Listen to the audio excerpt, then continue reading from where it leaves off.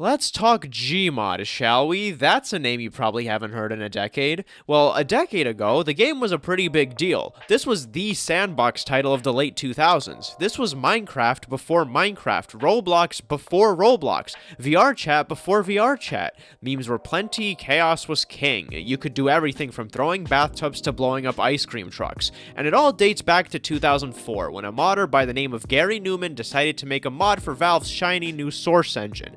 Because you see, an engine by itself is not a video game. You can't really play on it or fool around with your friends in a custom world. But if you transform the engine into a blank canvas which people can build maps and minigames on, that's when things get exciting. The mod was rather simply titled Gary's Mod, or GMod as we all call it. Now, Valve likes a good fan project, so upon seeing the potential of such a game, they decided to invest in it. It would carry the same name and keep the same developer, and it would now have access to Valve's assets and be published by Valve themselves. The game went live on Steam on November 29th, 2006, and instantly began spreading like wildfire. By the time 2008 rolled around, 3 million copies had already been sold. Not bad for an indie developer, huh? This would go on to serve as the test bench for features of the Source engine and various mechanics found in other Valve titles. Of course, it also allowed users to create all sorts of fun maps and levels that people could spend their time on.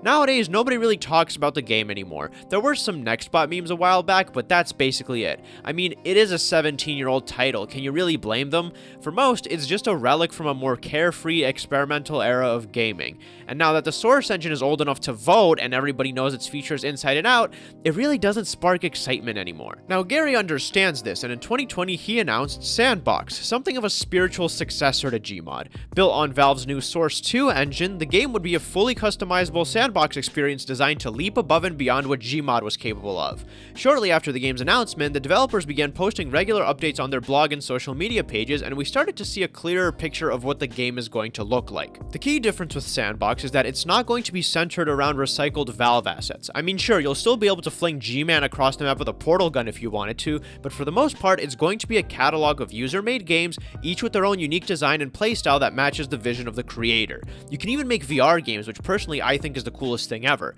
The game will feature a unique C# API, which will give users the freedom to design their games however they want.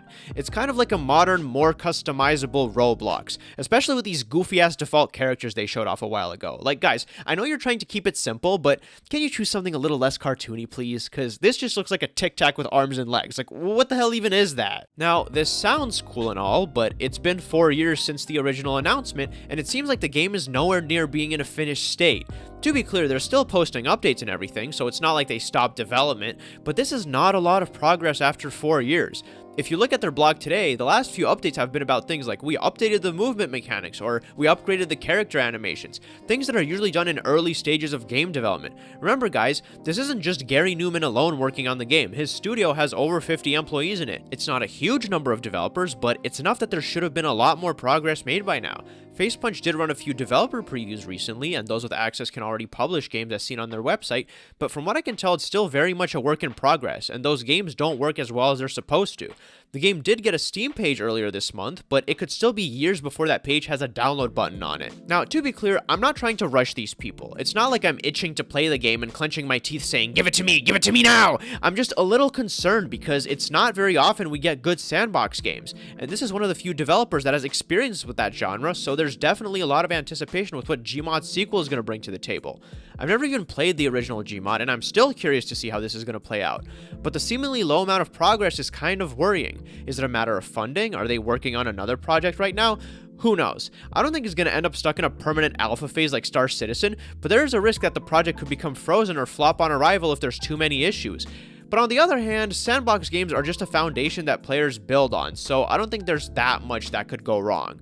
Either way, I'm hoping it all works out in the end, and I'm wishing the best of luck for these guys. May GMod 2 outmod the GMod. I need to work on that. But yeah, guys, that's the end of this video. I hope you enjoyed it. If you did enjoy it, please do consider hitting that like and subscribe button. As always, this was your captain speaking, and I'll see you later.